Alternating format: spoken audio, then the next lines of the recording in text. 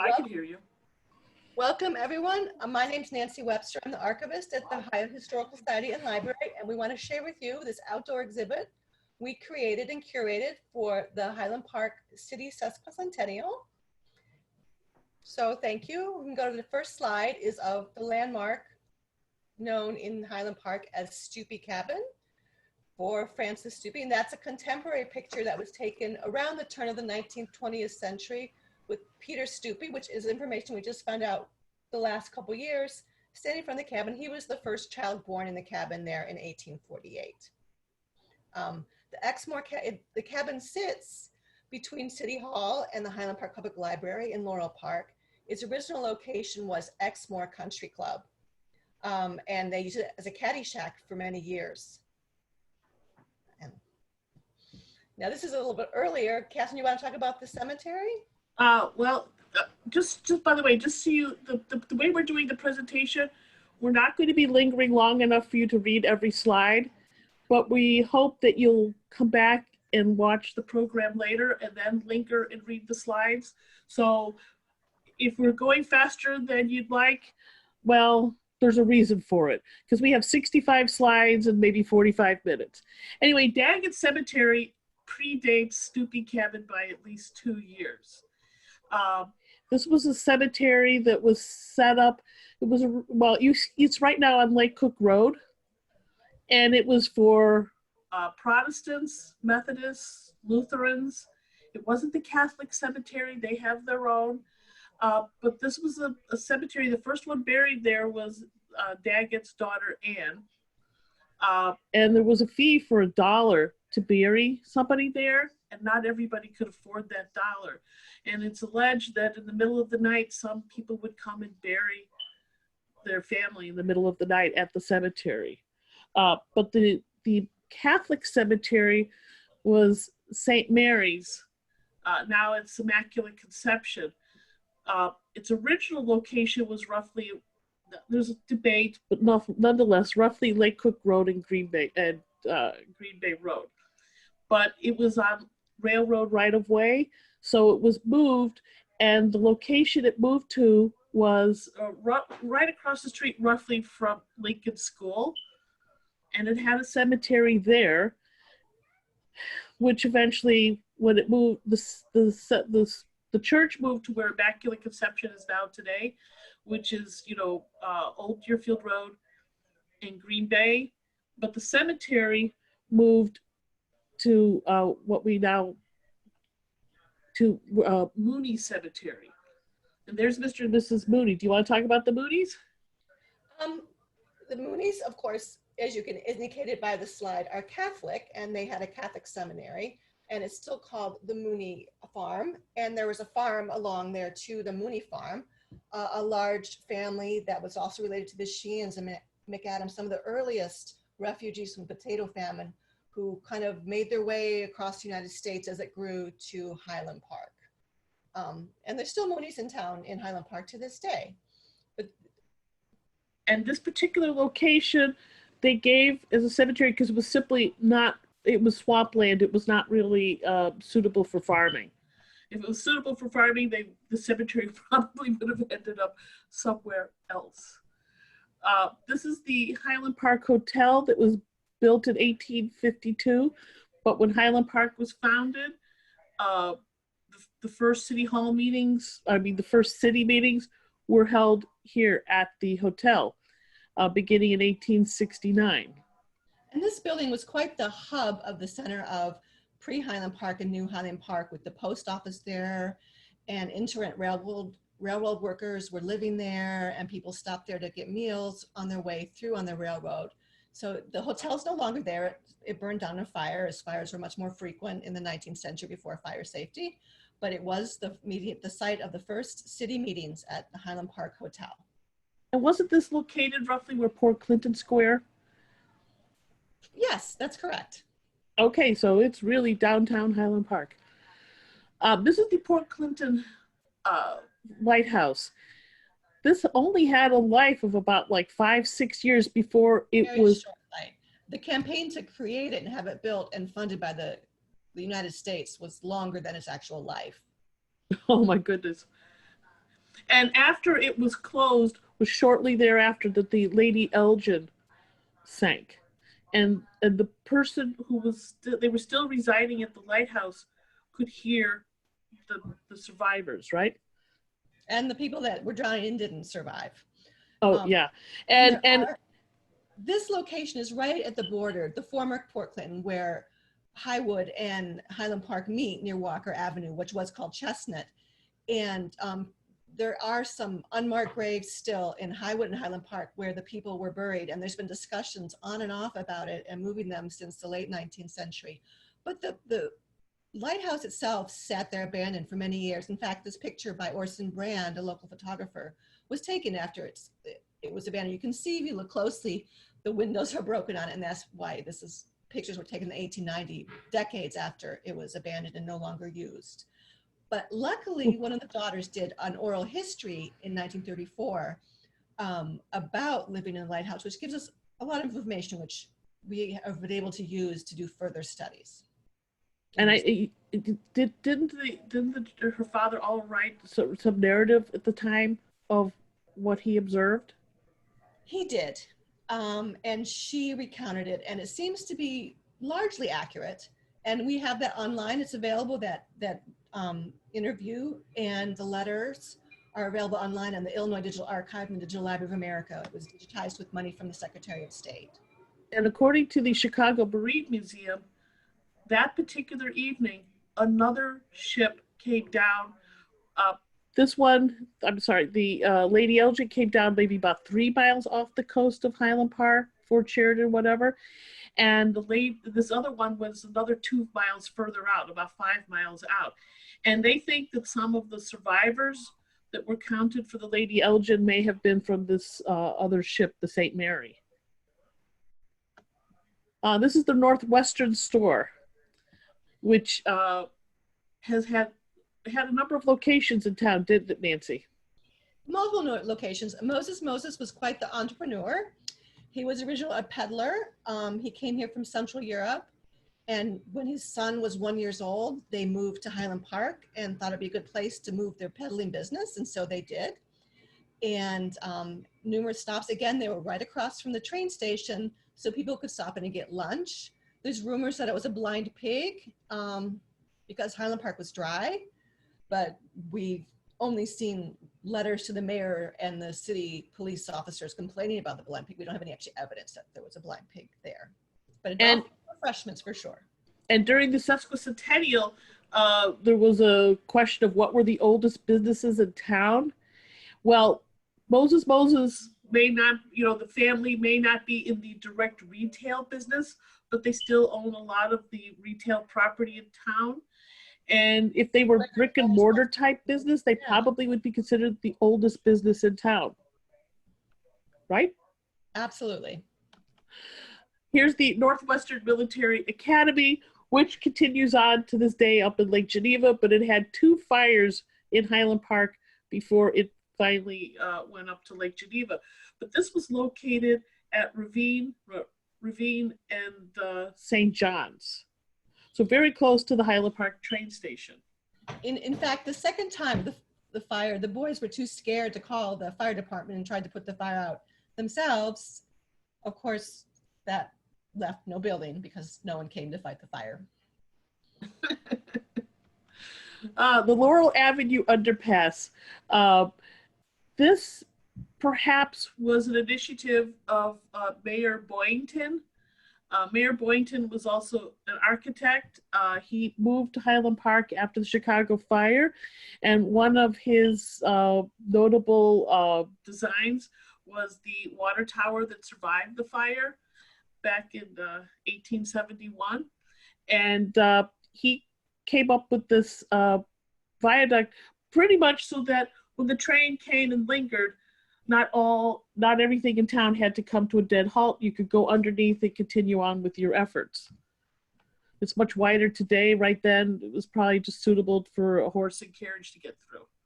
And keep in mind, in the 1870s, traffic lights were not yet invented and crossing signals were very rudimentary, maybe someone waving a flag. So it was somewhat quite innovative to have a viaduct and have a way to pass under the train safely. Gazelle's Pharmacy, which, if it still had survived, it would have probably been designated the oldest business in town. People, Gazelle's was gone before I started working in Highland Park, but people speak about it affectionately and said that's where you went to buy anything. And at one point they had 3 locations in Highland Park. This is an interior picture of Trinity Episcopal Church.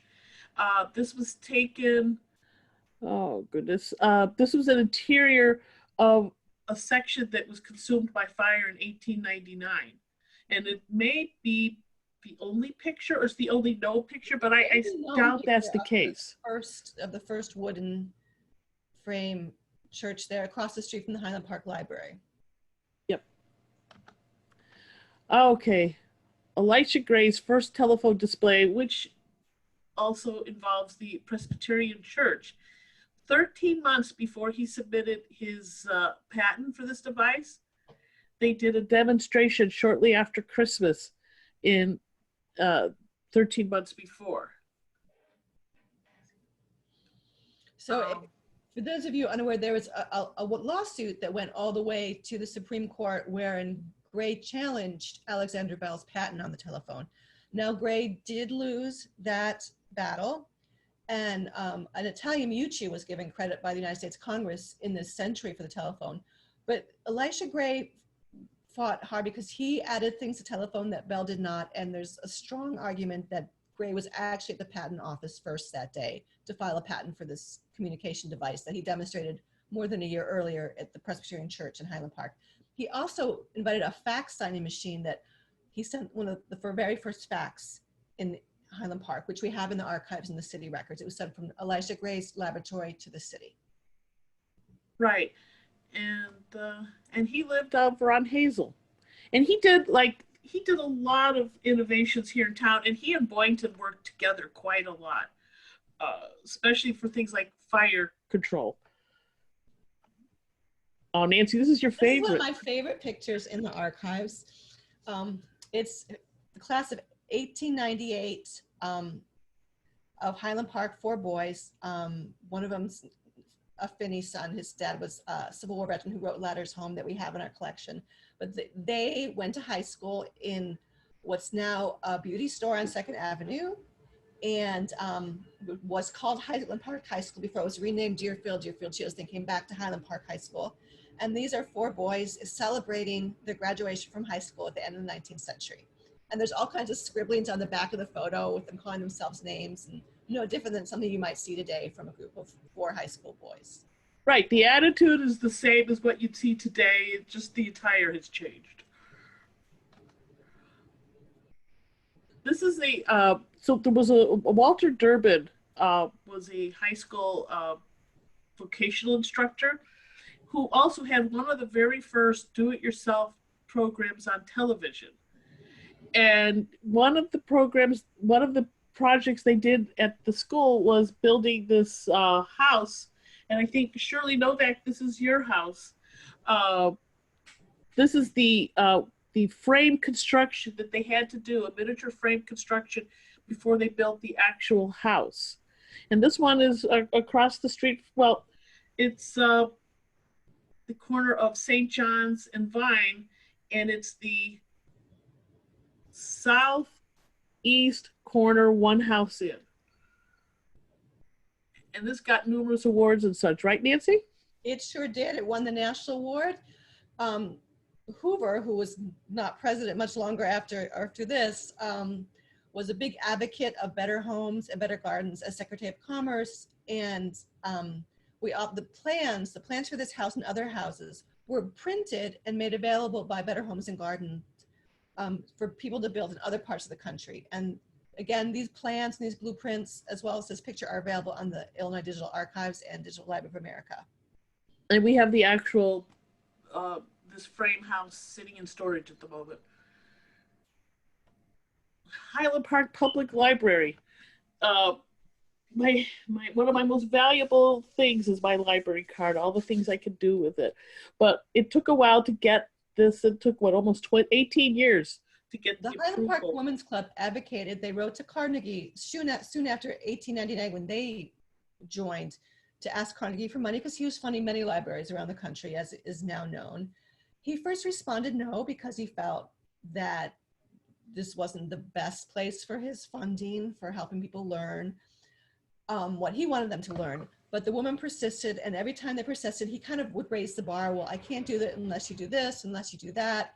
You need land. And every time he made a demand in response to their correspondence, the Highland Park Women's Club met their demands and finally met it with getting this piece of land donated for the library in perpetuity, and this was built. The building was torn down in the 1930s and replaced with a building that's there now and that has been expanded. But this, and this is the only, there's only one other Carnegie Library in Lake County, and that's up in Waukegan, and it's going to be the future home of the Waukegan Historical Society, after a lot of money will be spent to fix it up. We also made a point of having of signs at Fort Sheridan, because it is a part of our town, it's a part of our community, even though it kind of has its own identity. what was Fort Sheridan that had its own post office and own zip code, when it was decommissioned in 1993, has been split up. Pieces of the fort are now part of Lake Forest, Highwood, and a large chunk is in Highland Park.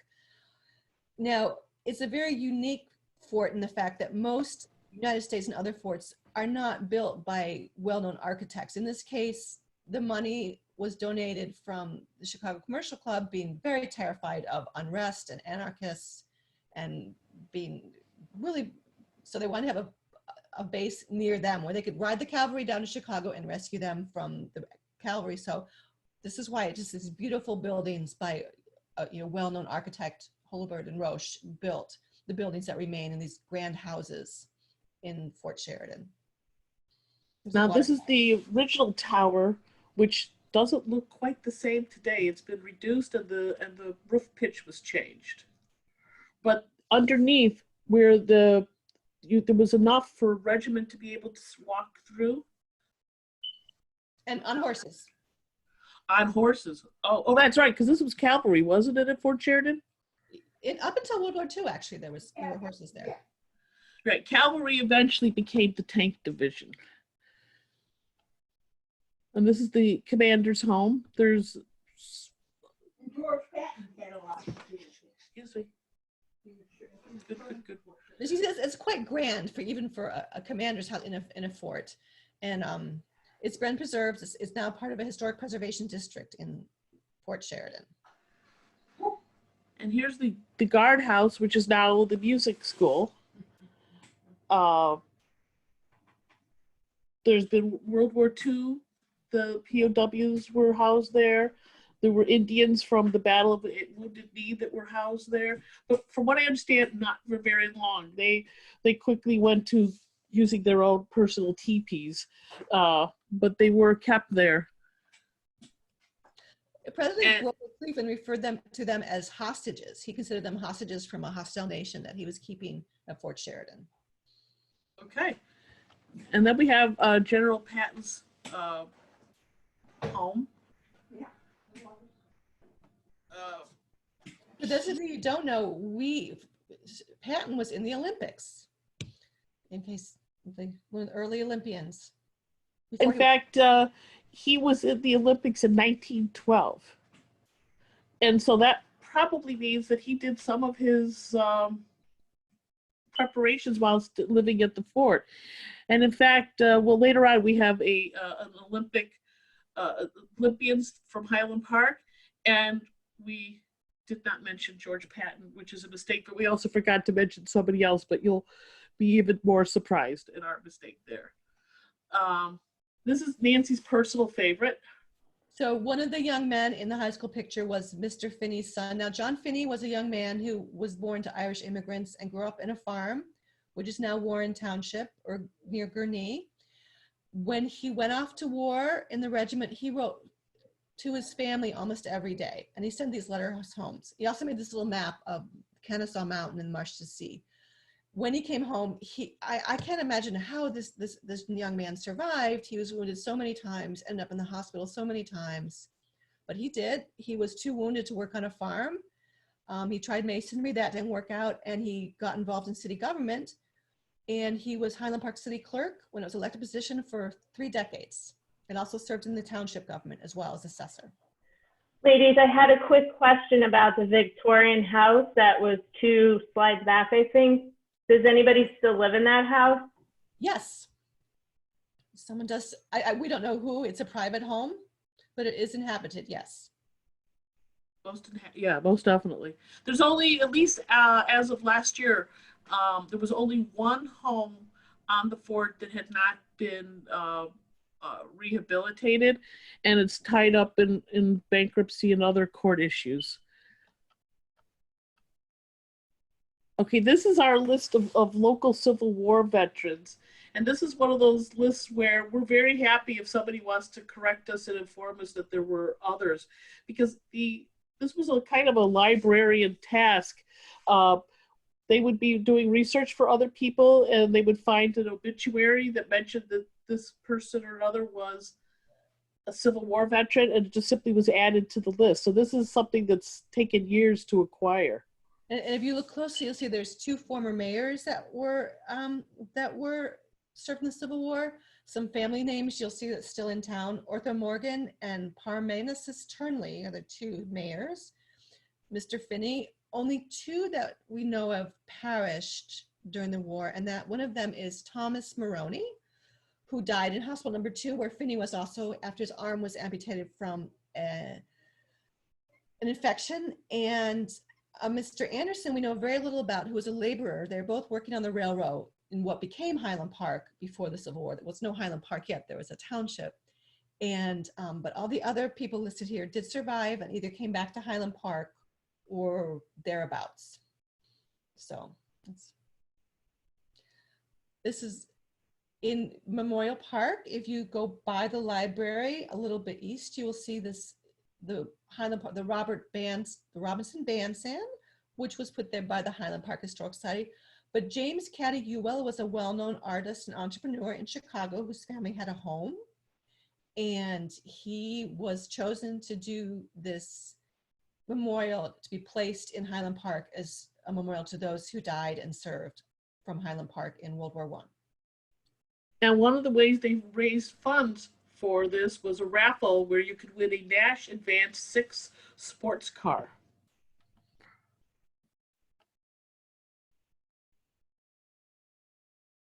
This is one of 2 Highland Parkers who were in the Death March of Bataan. The other one we'll deal with a little bit later. But this was Neil Iovino. He lived in Highland Park after the war. His children still live here in town, or at least his daughters do. A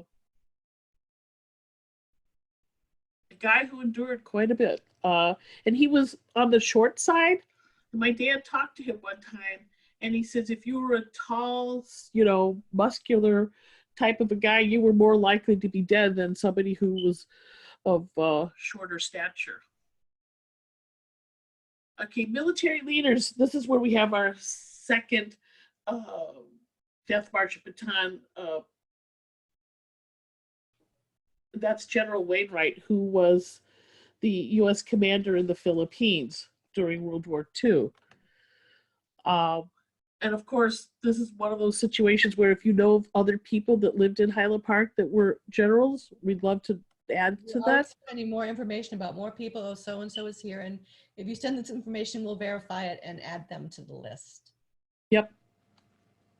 Alderman Fritsch. This was one of Nancy's influences for a slide. So happens one of Alderman Fritsch's great-grandchildren works at the library, and she told me about how he advocated and worked in the night to have the boulevards beautified and to work with all kinds of landscape in the city.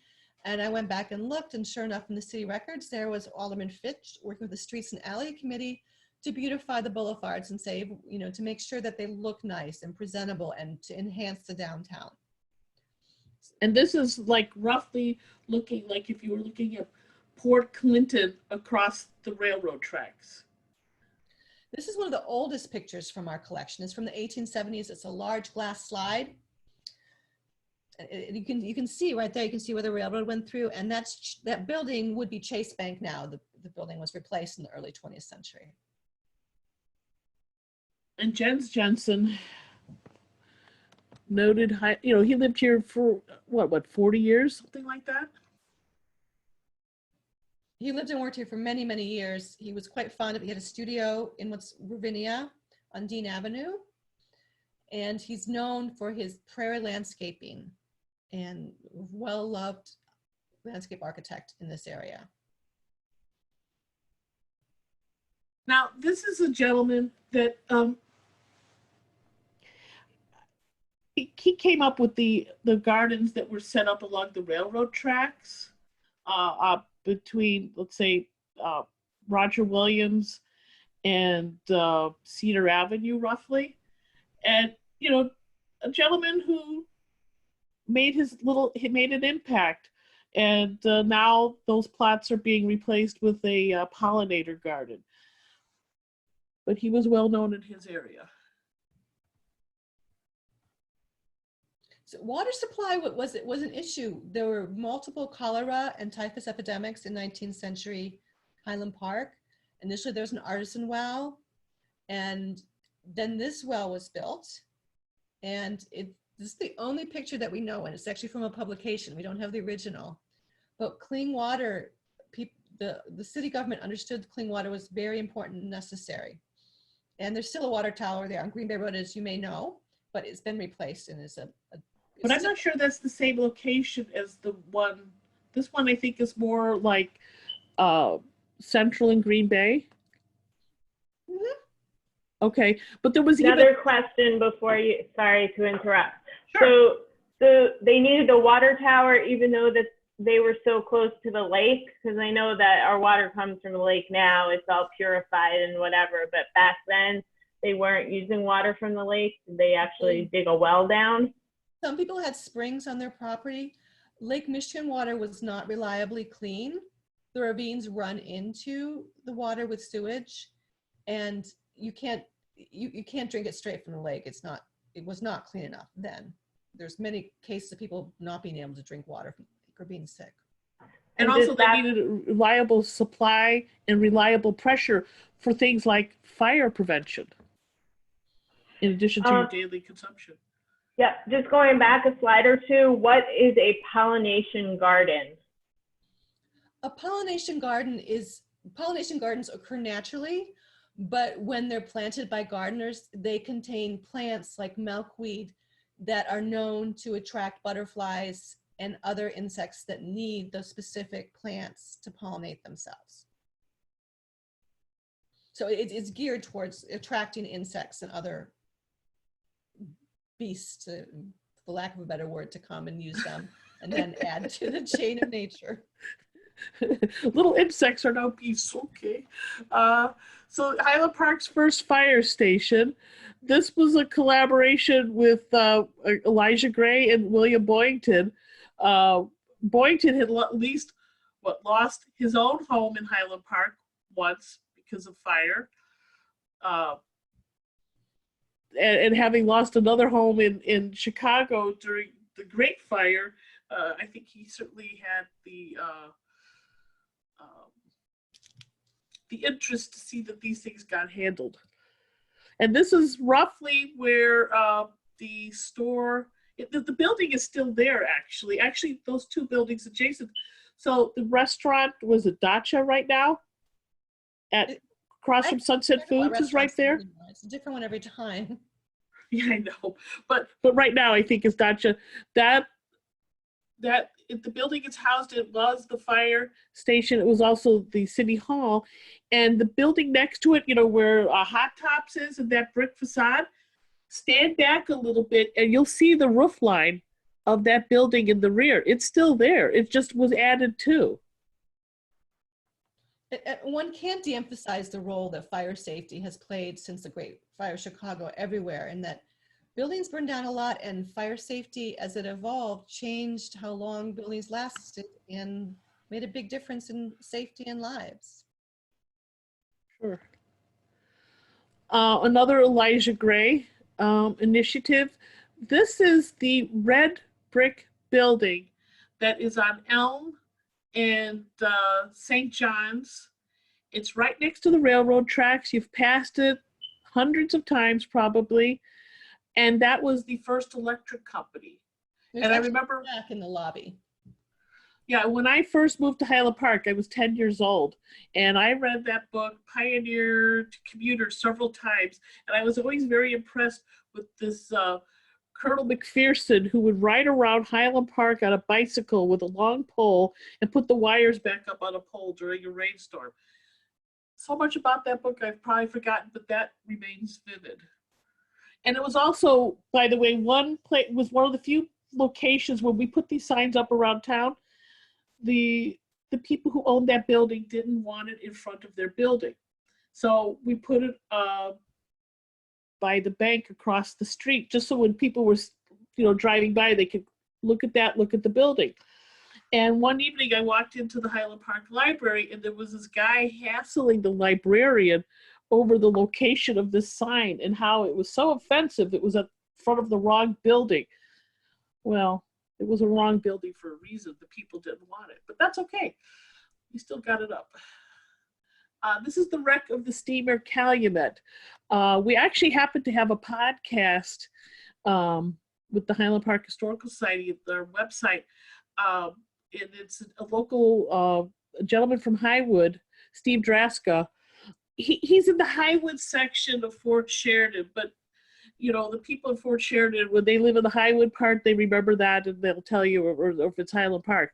But anyway, he did research into this wreck, which happened around it was around Thanksgiving.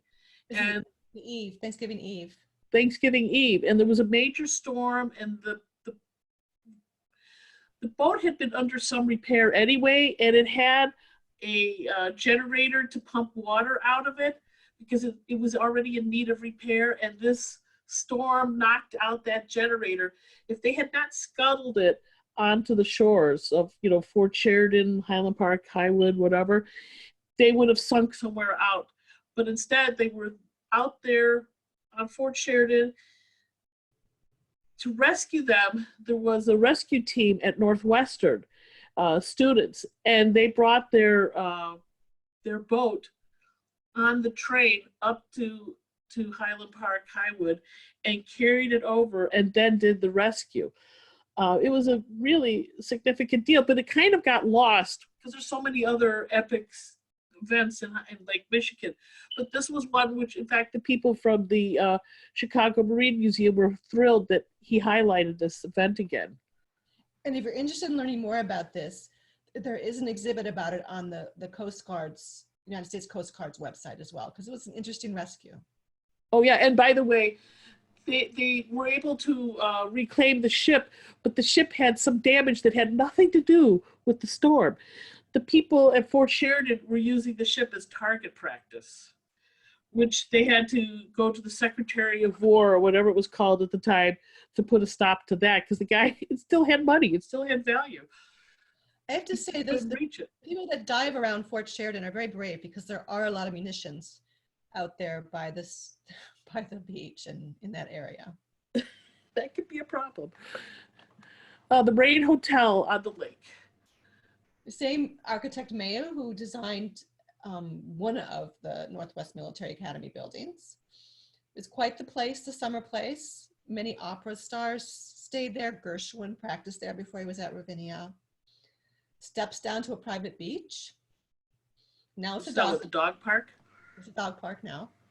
There was the person or developers that bought the land after the hotel finally closed wanted to build a high-rise there and advocated for zoning, to change the zoning, because I think there was a 5-story limit and still is.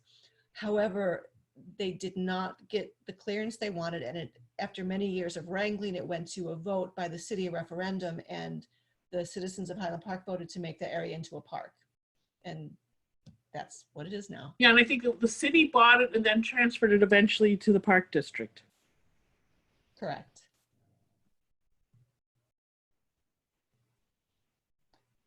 This is another great story about life-saving crew.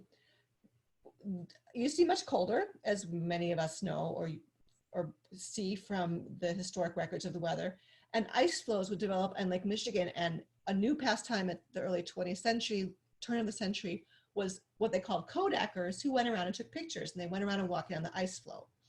And there was one January in 1899 where people were caught out on ice floes, many people, and some were out in Highland Park, and some young men spent the night out on these icebergs or ice floes when 3 men from Highland Park went out there in a boat and pulled all 10 people that spent the night, young men, back in. Now there are other ice floes with people at the same time that weren't lucky to be by Highland Park, and these people that were willing to go out in the freezing cold to rescue them.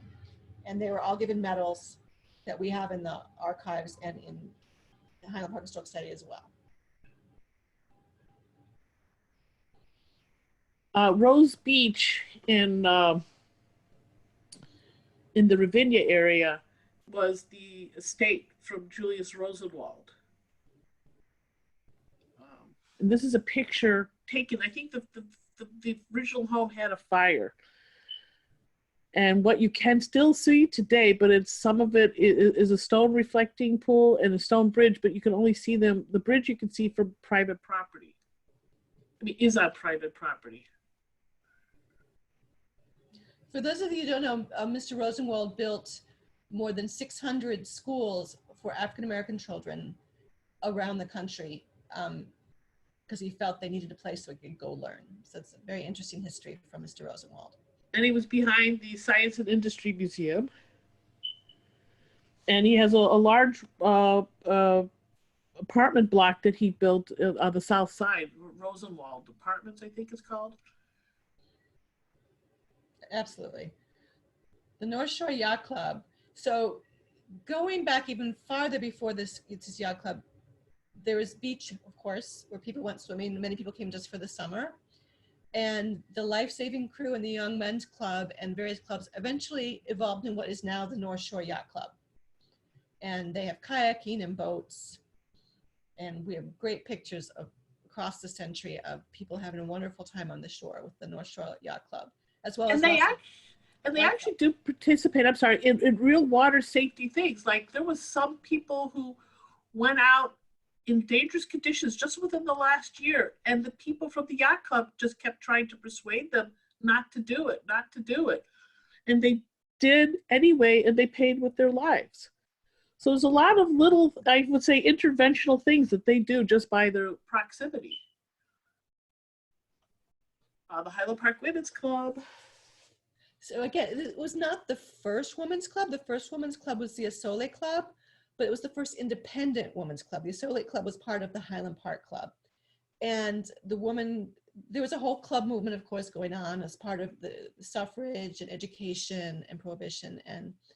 But the Highland Park Women's Club was founded in 1899. They built a clubhouse because they wanted to have a space of their own, as did the Ravinia Women's Club, which is now the community house. But it's hard to imagine now as women that you didn't have the right to raise money or have your own bank account or have your own space for discussion or anything. But these women did that. Yeah, and that's, yeah. Oh, well, here we got the Ravinia Village Houses. Go ahead, Nance. Just a few years later, you have the same phenomenon in Ravinia. And the twist on Ravinia is that Ravinia Women's Club became the Civic Association, not the other way around. So it was independent women really advocating for education and other things in their small community. Now the clubhouse is still there. It's part of Ravinia School. And later is, of course, the Women's Club movement achieved most of their goals. And they exist now. And the Ravinia Women's Club merged with the Highland Park Women's Club. And they now share, and they are out of the community house. The Masonic movement was a large part of the political scene of men that were leaders and civic leaders in Highland Park. And this is a jewel of office made in Highland Park for one of what they called the high priests in the York Rite of Masonry. And Samuel Levin's store was on Central and made jewelry for many people in Highland Park. And Levin himself and his wife were very active in the Masonic organizations in Highland Park. And you see the stones represent the 12 tribes of Israel and the inscriptions in Hebrew. This is another school. Go ahead. Go ahead. This is Lincoln School, which is now closed, which was in what was the village of Ravinia. And this clock, called the Flight of Time, was designed by John Van Bergen and dedicated to a woman, Mrs. Nellie Martin Seifarth, who was one of the early leaders on the school board. She served on what was District 108 school board before she could even vote to be on the school board.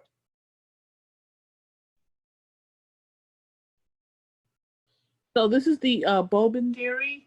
It's Vine and Green Bay Road. The Bowman Dairy was, in fact, when we were doing research for this, this Dr. Comfort Peck, we found some stationery that was being sold for Bowman Dairy that was being sold on eBay that had Dr. Peck's name in there. It had Highland Park. It had Chicago. Linked all the pieces together, but Dr. Peck, the reason Bowman came up here was because of Dr. Peck's presence here, but Dr. Peck was also an early supporter of Ravinia Park, and when it was having problems financially, he helped raise money. And it was here in Highland Park until Bowman was sold to its rival, Dean Milk. I don't know how long it continued as a dairy in Highland Park afterwards. Maybe it closed, I don't know. Interestingly, Bowman and Dean Milk went head to head in the 20th century, with Dean Milk switching to cardboard cartons and Bowman insisting on keeping the glass and saying it was healthier. So that's an interesting sidebar to Bowman, held tightly onto their glass bottles. Whereas Dean... Well, this is a rare picture of the Chicago-Milwaukee Electric Railway going through Highland Park. This is on St. John's between Laurel and Central. And in fact, this was a sign that was stolen. And I think probably for the image, because, railroad collectors are, some of them are quite enthusiastic. But this particular railroad, I moved to Highland Park in around 1970. And I was a kid at the time, but there were people still lamenting. And this railroad had closed, maybe 8 years before. 1963. Yeah, okay, 7 years before. Because you could get on this train, and probably most of you are aware of it here that's in this audience today, and end up downtown Chicago without having gotten out of your seat yet. Or go to Milwaukee.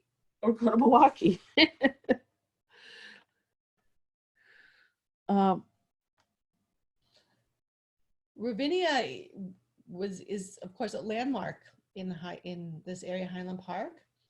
It was originally more of a fun place, not what's because Ravinia is fun now. Concerts are fun, but they had an electric swing, they had a casino, they had semi-pro baseball games. They had a competition to name what they're going to name the Ravinia Park, but of course it kept its name Ravinia. And that is it's kind of small, but if you look the larger one is online. The facility of the actual poster is offering a reward for people to come up with a name, a classic Shakespearean name for Ravinia Park. And then they ended up with Ravinia Park. Wow. Or Ravinia Festival. Shakespeare was really big in the early years of Ravinia. Ah, okay. And this is the station that no longer exists, that was north of the station we have today, probably on the other side of Laurel Avenue. Yes. And the gentleman, this is again from one of our early glass slides. The gentleman is the station master, Mr. Duffy, who's standing there waiting for the train. And that's okay. Interesting that there's two parallel train for all those years. There were two parallel train lines running side by side through Highland Park. For those of you who aren't aware that the electric railway, which closed in '63, is now the bike path. But the electric railway also, some of the stops were at locations because it was for Highland Park anyway, it behaved sort of like a school bus, getting kids to the high school and such. On Beach and Vine Avenue, there were lots of little stops. Yep. And the Ravinia train station, which Jeff Stern, who's listening in, was quite involved with rescuing the building and having it overhauled. And this is not the Ravinia Park stop, it's the Ravinia Station, Ravinia Neighbors stop. I'm sure Jeff would say more if he could. Home for the aged trainmen. This is Villa St., which I knew as Villa St. Cyril, but it began as the home for aged trainmen. And prior to that building being built, there was a series of small houses where the trainmen lived together. We have some other pictures where, you know, some of these people are without limbs, you know, clearly disabled. Working on the railway was a dangerous, treacherous job. Whether you were shoveling coal or wood or doing something on the tracks, very high level of injury. And this house, this program that ended up in Highland Park, was a place for these mostly men, almost 99% men, went without legs or were too old to work or were too injured to work. They lived at Beach and St. John's Avenue. And there's now a private home on that land. There's a series, a lot of little, not little, but a lot of nice homes there, yeah. Foley's Pond, once a quarry. And this was a brick quarry until at some point they hit a spring and the quarry filled.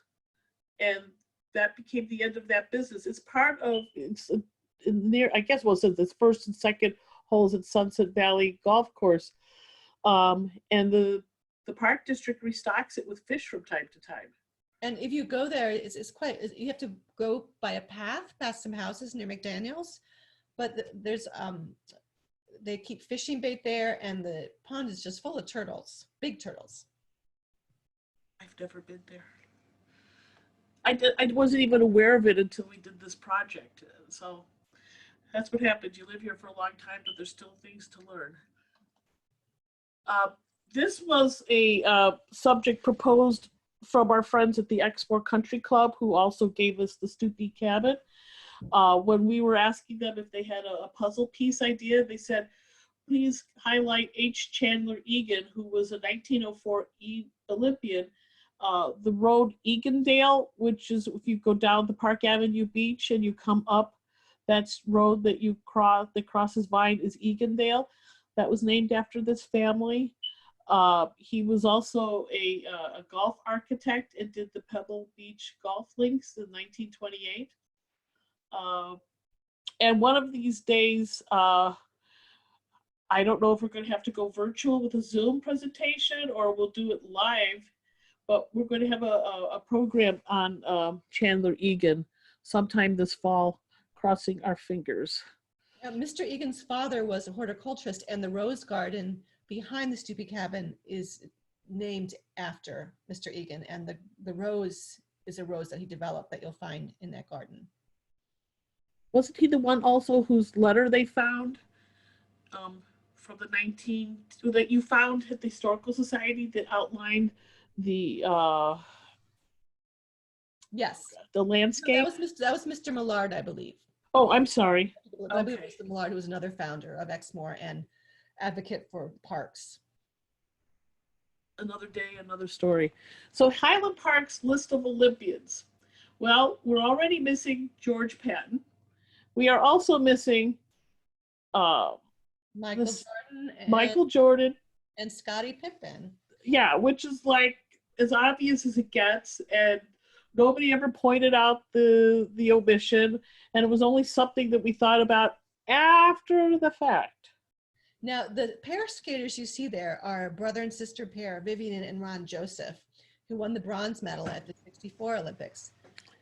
They were asked to go to the World Championships on the flight where the whole team perished in the Sabina flight over Belgium. But their mother would not let them go and miss school to go to the World Skating Championships. So they missed that fatal flight. And the sister still lives here in Highland Park, right? I believe so. I've tried to find her. Not everybody wants to be found. The Great Bank Robbery of 1909. When I first was associated with the Highland Park Historical Society, this was a story I heard about. And this was a situation where the guy came from California. He stayed at a hotel in Evanston. He asked for transportation to Highland Park. He was given a red chauffeur-driven vehicle, which once he arrived to Highland Park, he proceeded with his robbery. And he ended up taking his own life. Now, he had given an assumed name to the people in Evanston. And one of the things that helped to identify him was his choice in underwear. He had what was considered rather novel at the time, two-piece underwear, you know, the t-shirt and the drawers instead of the single piece. And it was his doctor who helped identify him. Who knew, right?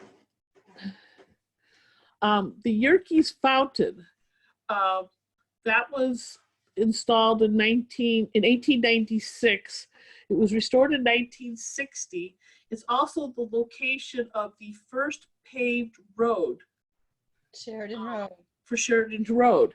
And it was such a big event. 4,000 people were invited. And there was a grand luncheon at the Moraine Hotel. Now, we knew that it was a Yerkes who was on the guest list for this event. We just learned recently that Yerkes, who donated the fountain, died like 1905 or so. So perhaps it's his son. Now it's something we need to investigate because we assumed it was Mr. Yerkes himself, but it's not. And this is located now like Sheridan Road and Forest, so it's still there. It's been moved, but it's still there. Highland Park Hospital. This hospital was created by subscription for community residents because went so many years without a hospital. And it was quite the grand opening in 1918 with Ravinia summer, opera stars being in Ravinia and in Highland Park for the summer came and sang, local violinists George Jones. Of course, the hospital is now part of the North Shore system. But the Women's Health Center there is a legacy of one of the original donors who donated $10,000 after his daughter seems to have died in childbirth. But what happened though, in 1918, just a few months later, of course, the flu of 1918, and the hospital only had a dozen or two beds. So Exmoor actually served for the patient center for the Highland Park Hospital during the pandemic because the hospital just was too new and too small to manage all the ill people. Okay, so the Jewish North Shore Roots, this is a small family compound called Wildwood, which we did a program with. The research was done by Elliot Miller, and I think he wrote the script, and Leah Axelrod did the presentation. Excuse me? And Leah Axelrod as well. Right.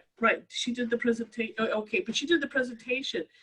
This was a program on the Jewish roots of Highland Park, or the North Shore. We did not expect the number of people. You know, the library's auditorium holds about 89 people. 150 showed up.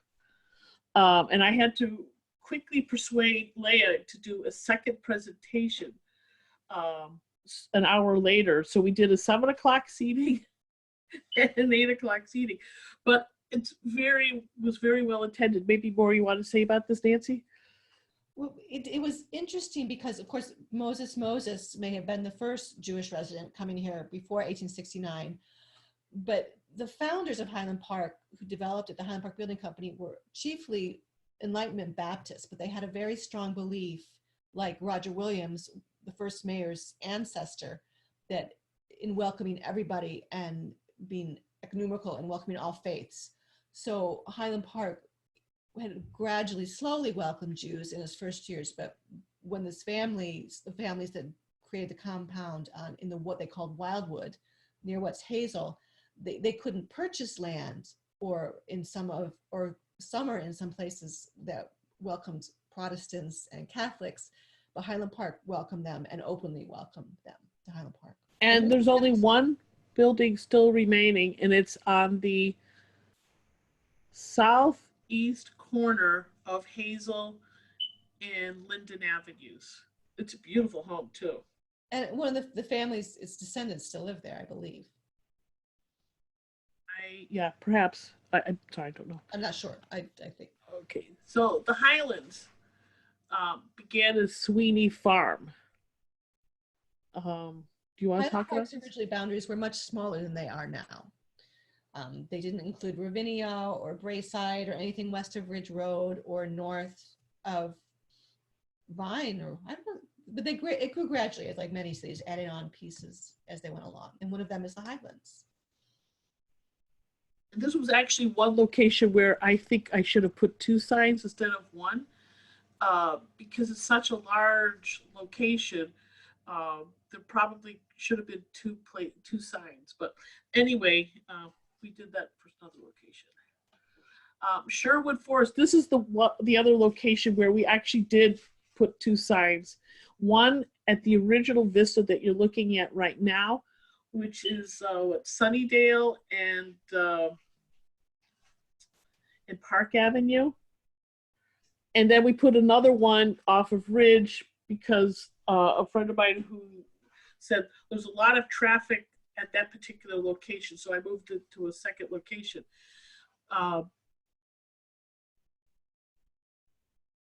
But this was, I remember these were unpaved roads even in the 1970s. Because I had friends who lived on Spruce. And it was one of these things where some of the streets were laid out, the sidewalks were laid out in the 1920s, and then the crash came, and I've heard from people telling me that when in the 1930s when they were learning to drive, this was one of the better places in town because you couldn't hit anything. There was really nothing there yet. Though there were a few homes that were kind of put together as representative homes, but it was not until the 1950s that it really got developed. We had a comment from someone who said that the Wildwood home is on the market right now that you mentioned in the previous slide or two. Well, It yeah, is. Mr. Goodman died this year, so that would kind of fit. It was for sale last year when we were doing the when we had a sign in front of it. Oh, so the West Ridge one-room school. This building is still there, but it's buried in the complex, which is now the Park District headquarters. And I think we have it identified, even though somebody told there's some debate over which part is actually this building. But this was a rural one-room schoolhouse. And before that schoolhouse was built, the kids were walking up the hill and going to like Lincoln School. So that was quite a distance. So are there questions? Okay. Oh, okay. So here we got Jesse Lowe Smith. You want to say something, Nancy? What, Mr. Smith was first principal and then superintendent of Elm Place and Highland Park schools, and he was also an amateur photographer, and he used photography in innovative ways in the classroom. And he was also an amateur conservationist, and he went out and took pictures of flora and fauna. So we have more than 1,000 glass slides that have now been digitized of flora and fauna that are beautiful documentation, as well as pictures of students. And he would go to the Newberry Library and the Library of Congress and other places and take pictures of the documents, primary documents before digitization, and use those to teach students in Highland Park schools, which is very innovative at the time. Yeah, and we're planning to make an exhibit of his glass slides, and he was working with another gentleman about perhaps doing a book project, and there were hand-colored slides. Mr. Peratt, yes. And the book is unfinished, but we have most of the slides. Yes, that would be cool.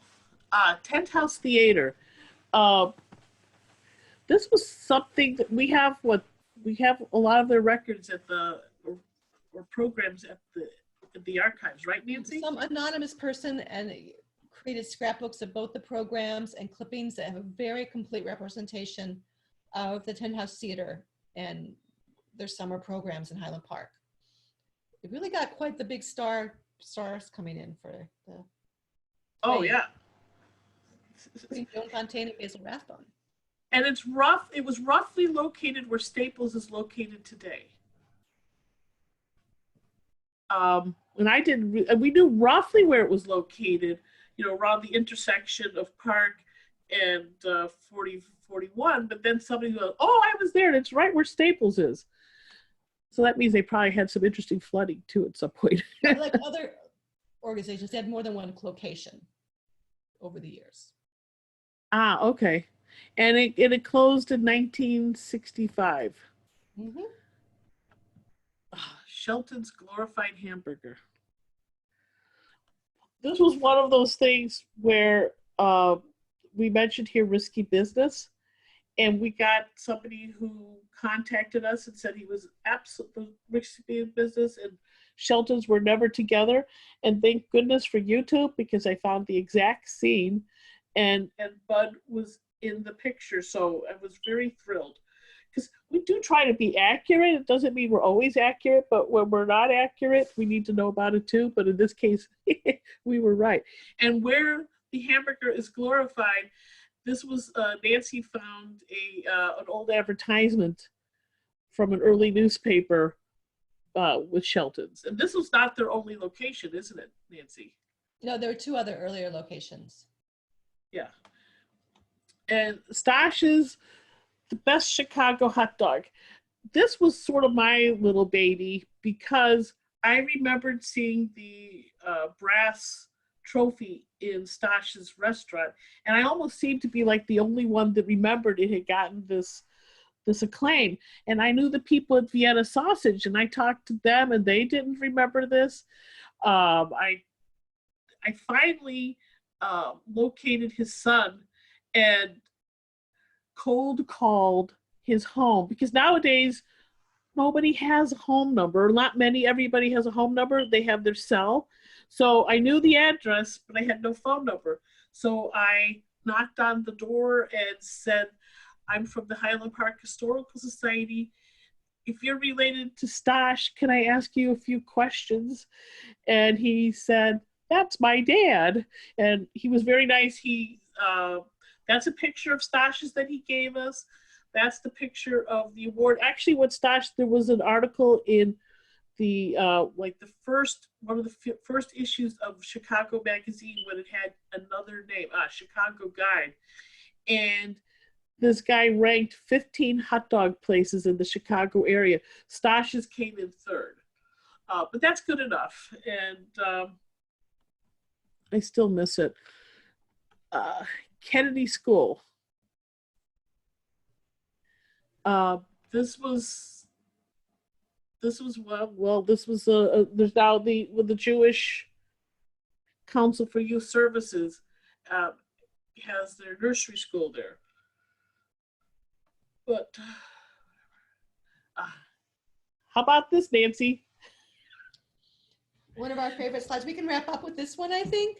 So we're actually just like, we're really at almost the end. Okay, so Highland Park was dry from its debut. The temperance was important here. They wanted to keep liquor out, and they did. There was a brief point. We have a whole presentation about this on SoundCloud after the prohibition was lifted, because a window, local amendments were introduced and passed in Highland Park to keep Highland Park dry, which has stayed dry until the city council voted in '72 to cease and sell liquor. And this is the first liquor sale in Highland Park, first legal liquor sale in Highland Park. And the beauty of the internet was we knew 3 people's names, but we didn't know the cashier, and we posted it, or I don't know, did we do it? But it was posted on Facebook and asked, yeah. Right, and she was immediately identified as Mildred Collins. By one of her grandchildren. Yes, thank you. That was just, that was great, because really she would have been an unknown person. Now she has a name. Martin Luther King visits Solel. This is in your rare picture category, because the only person who took pictures was the Highland Park Police at this event. There were no other pictures taken. And somebody, when we did this talk at another occasion, was sort of, like rolling their eyes when I said that. But, the fire department takes pictures of crowds when there's a fire, especially if there's an arson potential, because some people who do the fire, light the fire, also come back to see how things progressed. And perhaps the police photographer was there, so in case anything happened, they had some visual reminder of who was present in the crowd. I don't know, but there's very few pictures. In fact, even the synagogue, Solel, did not have pictures of this event, but it was the secretary at the police department who saw the picture and gave a copy to Solel and gave a copy to us. And this is our last slide.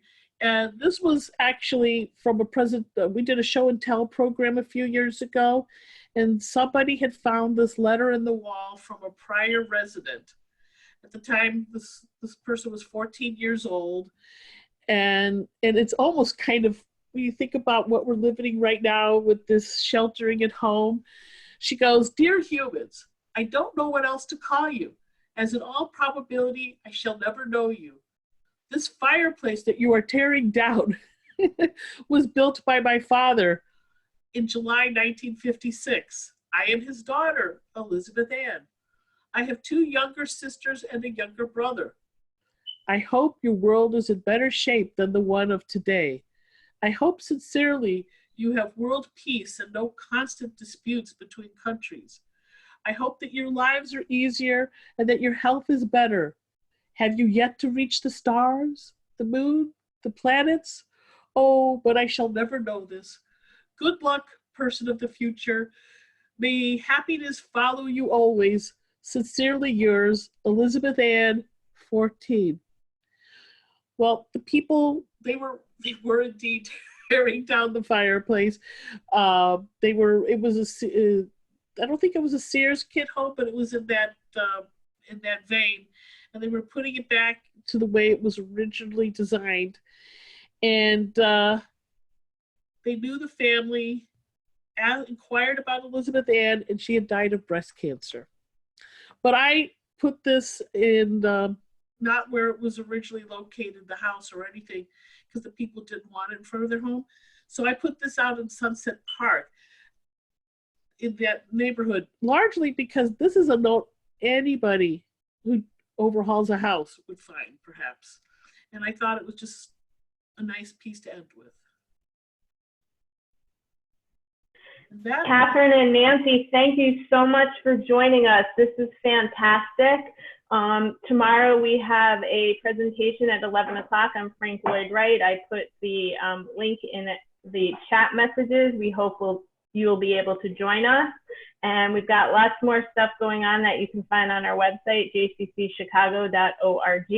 So Nancy and Catherine, thank you again. Everyone stay well and have a great day. Thank you.